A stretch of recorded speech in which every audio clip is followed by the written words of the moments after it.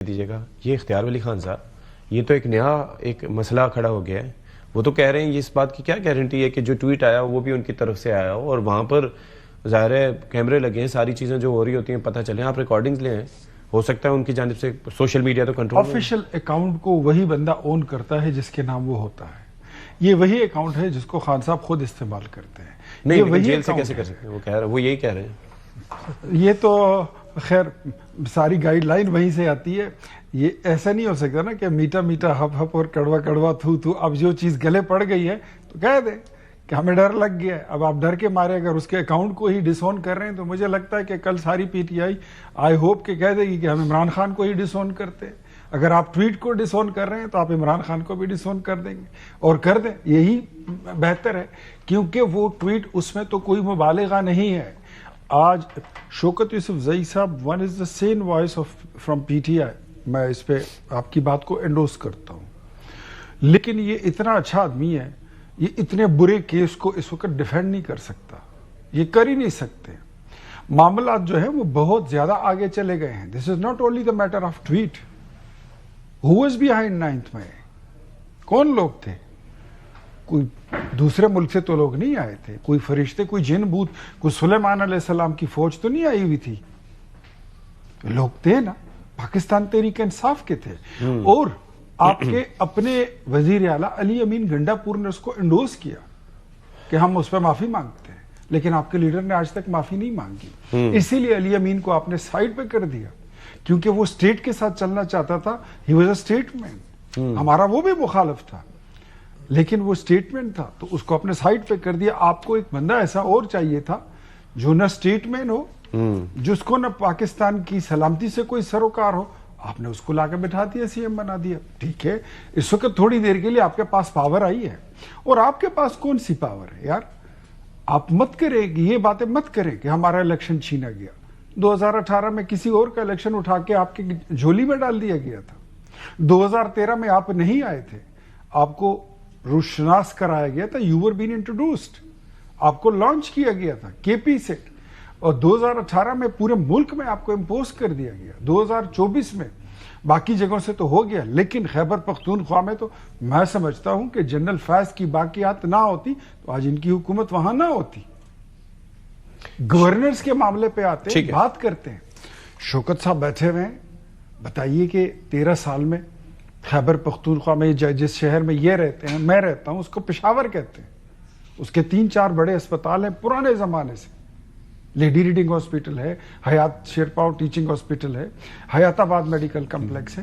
کوئی ایک ہسپتال کا اضافہ آپ نہیں کر سکے، کوئی ایک یونیورسٹی آپ نہیں بنا سکے، کوئی ایک کالج نہیں بنا، کوئی ایک نیا، میں کہتا ہوں کوئی روڈ نہیں نکلا.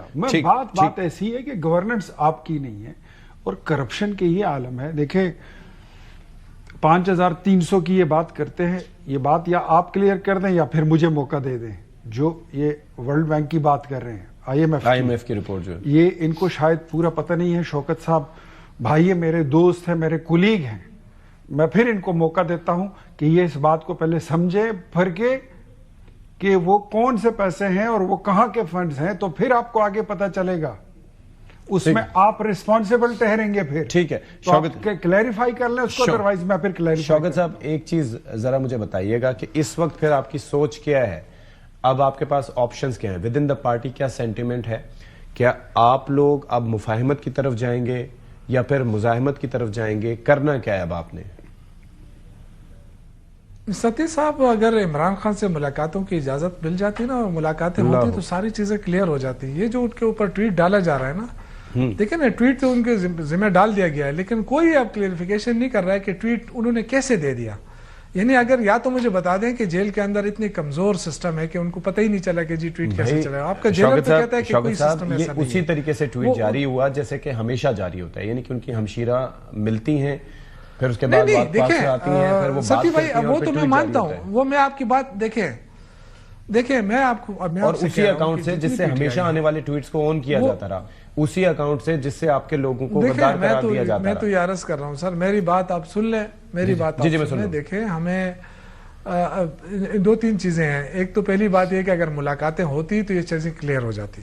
لیکن میرے لگتا یہ ہے کہ حکومت نے پہلے سے پلان کیا ہوا ہے کہ ملاقاتیں بند کر دیں گے، ایسا کوئی ٹویٹ سامنے لا کر ایسا کوئی بہانہ لیکن بنا شوکت لیں گے، صاحب 4 اور اس نومبر بہانہ کے بنا بعد کر کوئی کیونکہ 4 نومبر کے بعد جو ملاقات ہوتی ہے بعد میں جا کے صاحب اس مجھے بولنا ملاقات تو کے دینا۔ بعد اس ملاقات کے بعد ہی تو یہ معاملہ کھڑا۔ سر جی شوکت صاحب، نہیں تو اس میں کیا، دیکھیں میری بات سنیں، اس میں میں تو عرض کر رہا ہوں، دیکھیں اگر ملاقاتوں کا سلسلہ جاری رہتا نا تو میرا خود بھی ٹائم تھا، مجھے موقع ملا ملاقات کا، تو اگر کوئی بات نہیں کر سکتا میں تو کر سکتا تھا، کیونکہ میں تو عمران خان کا بڑا قریب رہا ہوں، ان کے ایڈوائزر بھی رہا ہوں 4-5 سال، اور میرا ان کے ساتھ قریبی اس لیے تعلق ہے کہ 96 سے میں ان کے ساتھ ہوں، تو مجھے تو خوشی ہوتی ہے اگر میں چلا جاتا، مل لیتا، جو باتیں ہوتی وہ کلیئر بھی ہو جاتی، تو اتنا ایشو نہیں بنتا۔ لیکن بہرحال دیکھیں انہوں نے بات کی کہ یہاں پہ 26 کوئی نومبر کو بھی آپ یونیورسٹی سائیڈ نہیں لائن بنی، تھے، یہاں پہ کوئی آپ قریبی تھے، لیکن آپ 26 نومبر والے دن بھی سائیڈ لائن تھے۔ یو ریممبر دیٹ ڈے نا، ہماری آپ سے بات بھی ہوئی تھی اور اس وقت آپ دل گرفتہ تھے۔ سر جی دیکھیں، جو قریبی تھے ان کے ساتھ جو حشر ہوتا رہا ہے پارٹی میں،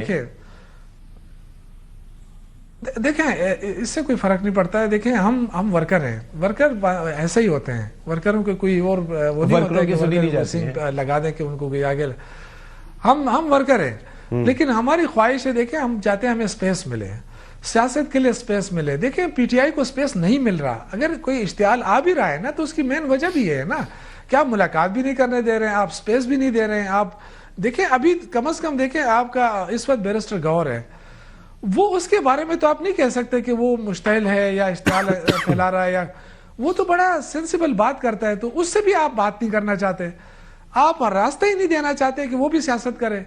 تو میرے خیال یہ ہے کہ گورنمنٹ نہیں چاہتی، اور دوسرا میرے بھائی نے کہا کہ یہاں کوئی کام نہیں ہو رہا ہے۔ دیکھیں یونیورسٹی کی بات کی تو میں کتنی یونیورسٹی آپ کو گنواؤں، 3-4 تو صرف سوات کے اندر بنی ہے، ایک شانگلہ میں نے بنائی ہے یونیورسٹی، تقریباً اس ساؤتھ میں، مطلب یونیورسٹیاں بنانے سے ہی ترقی ہو گئی، بس ہم یہی دعویٰ کریں، ہماری تو یونیورسٹیاں بن گئی ہیں، اور کتنی یونیورسٹیاں ہم بنا لیں۔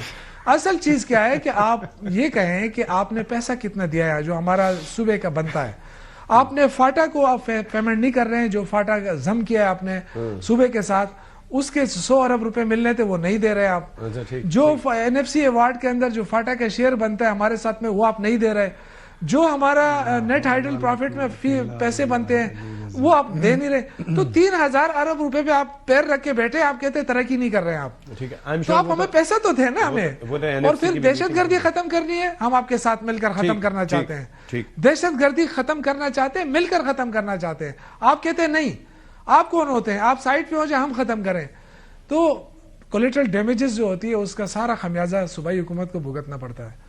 ہم تو آپ کے ساتھ ملنا چاہتے ہیں، ہم نے کب انکار کیا کہ دہشت گردی ختم کرنے میں آپ کا ساتھ نہیں دیں گے؟ سہیل افریدی نے اسلام آباد میں صحافیوں سے مل کر کہا کہ میں اپنے اداروں کے ساتھ کھڑا ہوں، تو اب مجھے سمجھ نہیں آتی آپ ادارے اون نہیں کر رہے ہیں یا حکومت نہیں کر رہی، تو کیا بلا کے یہ کہا، میں نے جب نیشنل ایکشن پلان سے متعلق پوچھا کہ بھائی ایک جامع ڈاکیومنٹ 2014 سے لے کے 2021 میں ریوائز بھی ہوا، آپ کی سوچ اس کے بارے میں کیا ہے؟ کہتے ہیں بند کمروں میں جو ڈاکیومنٹ سائن ہوتے ہیں جس پہ ڈسکشن ہوتی ہے ہم ان کو نہیں مانتے، یہ ہے ان کی جامع سوچ۔ میں وہی کہہ رہا ہوں، اور آپ کہہ رہے ہیں کہ شوکت صاحب جو ہے نا یہ اچھا آدمی ہے اور یہ بہت برا کیس لے کے اٹھا ہوا ہے۔ مجھے ایک بات بتائیں،